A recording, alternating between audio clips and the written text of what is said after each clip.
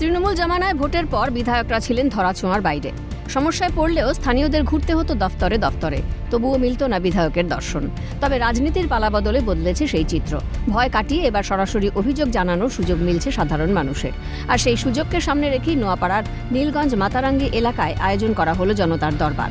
বিধায়ক তথা মন্ত্রী অর্জুন সিং উপস্থিত প্রত্যেকের বক্তব্য মনোযোগ দিয়ে শোনেন।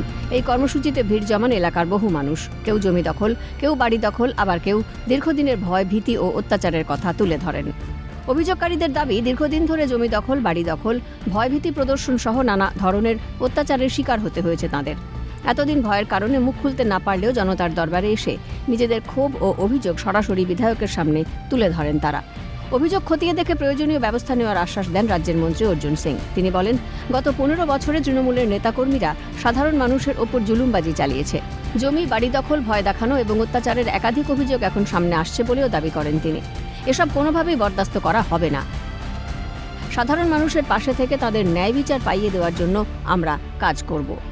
মানুষের সমস্যাটা শুনে তৎকালীন যে সাহায্য করা বা লং টার্মে যে সাহায্য, সবটাই ব্যবস্থা আমরা মানুষ একদিন বলতে পারেনি না। মানুষ তো অতদিন বললে মার খেতে হতো বা বাড়ি দখল হতো।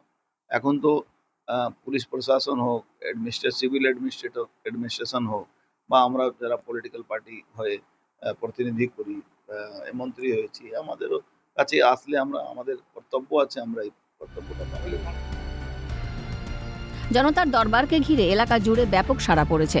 বহু মানুষ তাদের দীর্ঘদিনের সমস্যা সমাধানের আশায় আবেদন জানিয়েছেন বিধায়কের কাছে।